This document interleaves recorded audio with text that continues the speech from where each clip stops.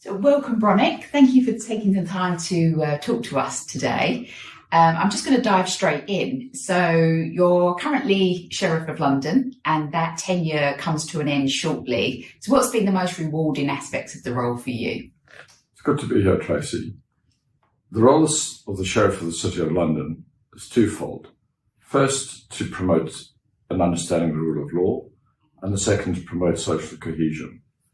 The highlight of the first has been inviting people here to the Old Bailey to have lunch with the judges.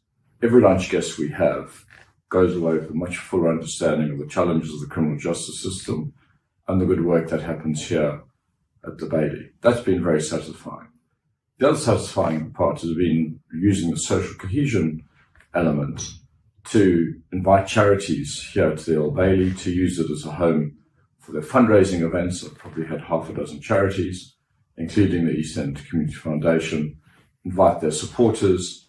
Other charities I've supported include some homelessness charities, the Migration Museum, next week the First Aid Nursing Yeomanry, so a real range. Mm-hmm.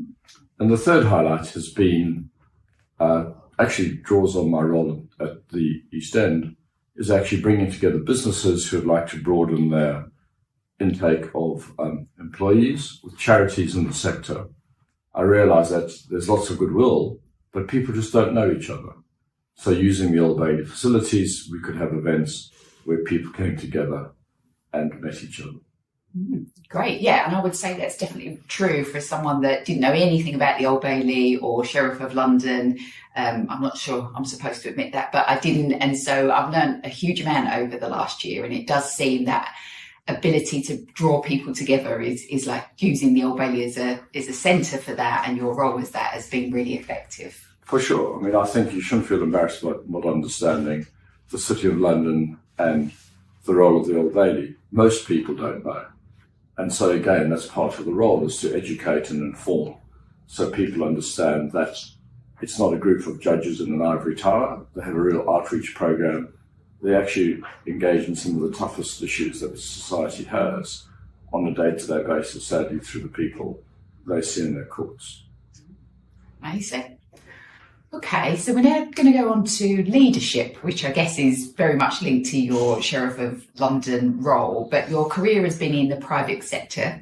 You've also had extensive experience of the public sector as being Sheriff and Alderman at the City of London Corporation. So what motivated you to explore the charity sector and get involved with the East End Community Foundation?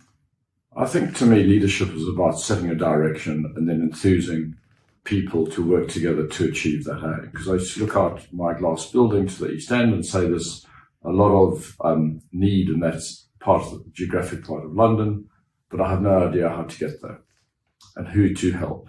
So when the East End Corporate Community Foundation came on my radar and I got a call about wanting to be chairman, it solved a big problem or a big challenge, which I think many companies face. They want to do good, but they don't know how to do it effectively. The East End Community Foundation acts as a guide, a navigator, and advisor. And that always served a huge need that I think exists amongst many companies. So it was a very easy thing for me to say yes to. And I'm delighted.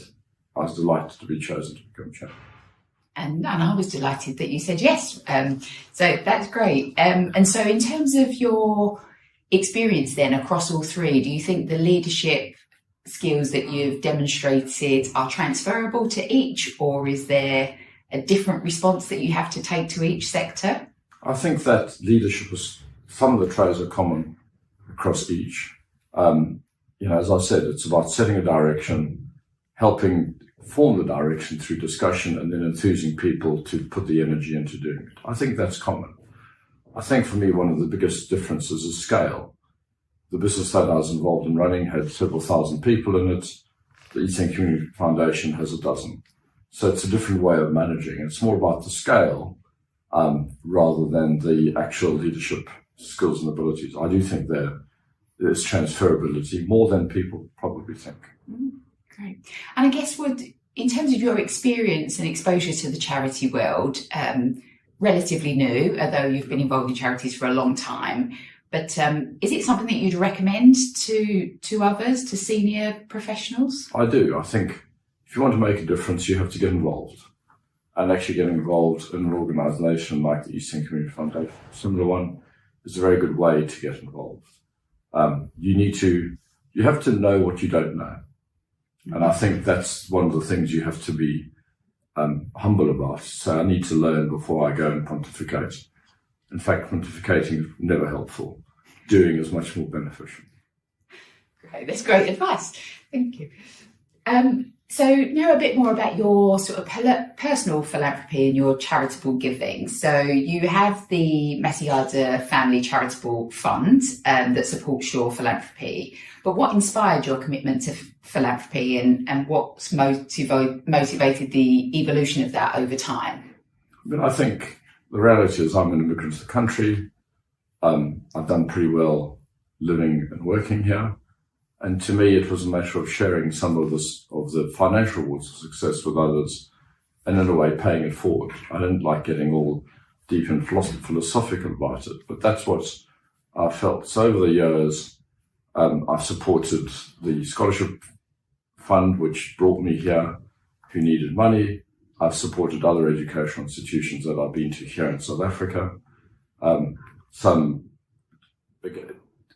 charities focused on some of the poorer parts of South Africa, which there are many, that my family were involved in Durban, where I grew up. Mm-hmm. And having a fund which kept it all in the same place and allowed you to minister it effectively was a natural evolution from giving individual donations, saying, no, it's easier to do it in a single place. If I had, that's a service which we can provide to the East End Community Foundation for people who are making sizable donations. Again, it takes away the admin and the hassle and the regulation and allows you to focus on what it is that makes a difference. That's great. Thank you. And then I guess it's what's next for you. So congratulations on being confirmed as the 2027 Lord Mayor of London. It's a huge achievement and well deserved. So as your Sherival position concludes shortly, you have a few years until you become Lord Mayor of London. So can you give us any insights to how you'll be spending your time? I'll be enjoying a bit more free time. I think that's probably number one on the list. Being Sheriff of the City of London is a very it's a very enjoyable role, but it takes a lot of time, particularly in the evening. So I'm looking forward to not being busy every evening. I'll continue, though, on some of the things that I was doing beforehand, being an alderman of the City of London and getting more involved in some of the local government activities, but also the things beyond that, for instance, like the culture, heritage and libraries activities and some of the public space provision that the city does. I hopefully will continue as a chair of the East End Community Foundation, plus some other business activities. In the background, clearly, I'm not yet confirmed because it's all subject to election. I'm penciled in to be Lord Mayor, and I'm clearly beginning to think about what my agenda might be and what I'd like to focus on that time. But I can tell you the first thing I'm going to be doing is taking a couple of months of a break. And so between now and Christmas, it's going to be chillax time, and then I'll start worrying about it in the new year. Bronek, thank you for sharing your insights and experiences with us today. We really appreciate your time and I wish you all the best in your future endeavours.